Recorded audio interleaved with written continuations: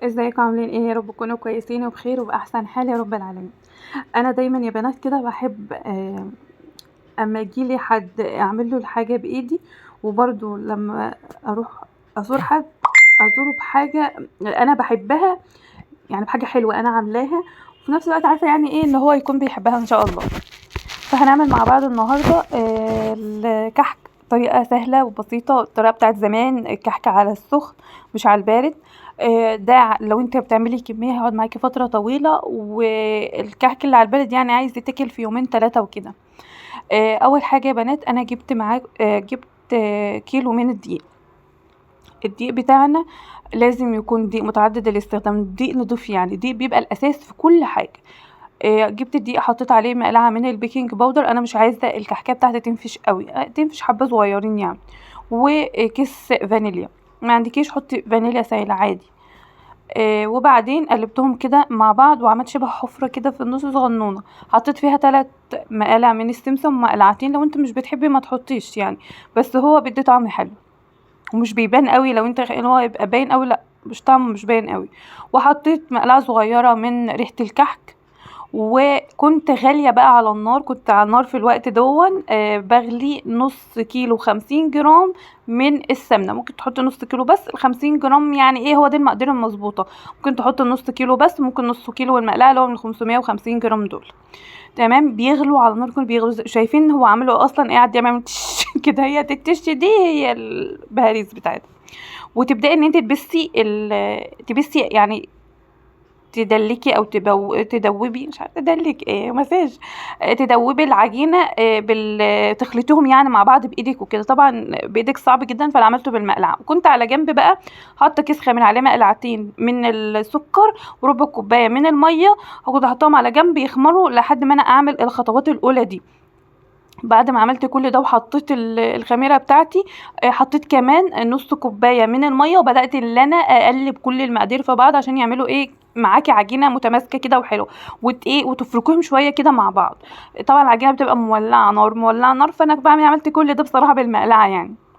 وقلت لكم زي ما انتم شايفين كده العجينه بقت خلاص ماسكه نفسها، وفي نفس الوقت دايبه، اللي هي السهل الممتنع، ماسكه نفسها ودايبه في نفس الوقت.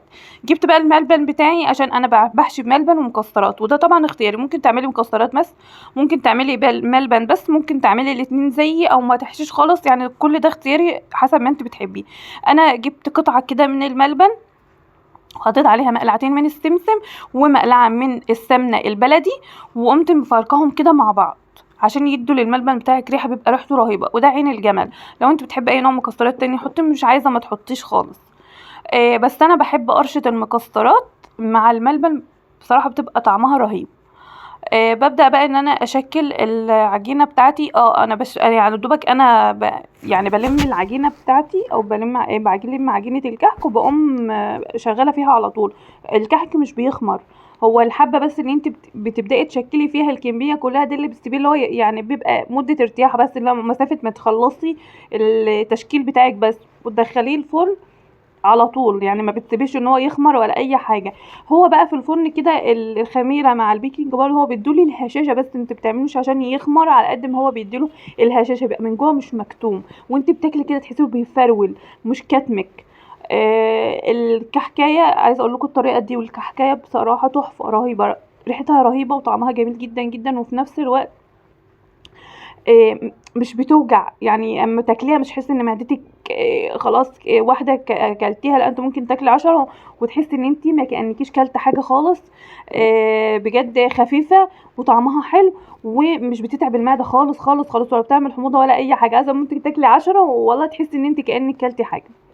ببدأ بقى ان انا بجيب على حسب حجم العجينة اللي انا عايزاها، انا عايزاها كحكاية صغيرة، عايزة كحكاية كبيرة، وبحط قطعة من الملبن وقطعة من المكسرات، وبقوم مكوراها، يعني مكوراها لفوق، وبعدين عشان الضغطة بتاعتي ضغطة صغننة كده عشان يدي الشكل، ما تبقاش الكحكة فرشة، لا ولا هي مكببة قوي ولا هي فرشة قوي.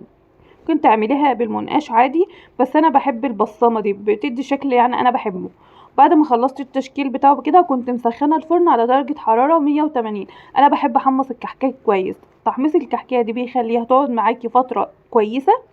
بعد طبعا ما تطلعيها وتسيبيها تهدى وتحطيها في علبه محكمه الغلق، بتدي معاكي نتيجه كويسه، ممكن يقعد معاكي فتره. هو طبعا يعني مش بيقعد بصراحه من كتر ما هو طعمه تحفه بصراحه مش بيقعد.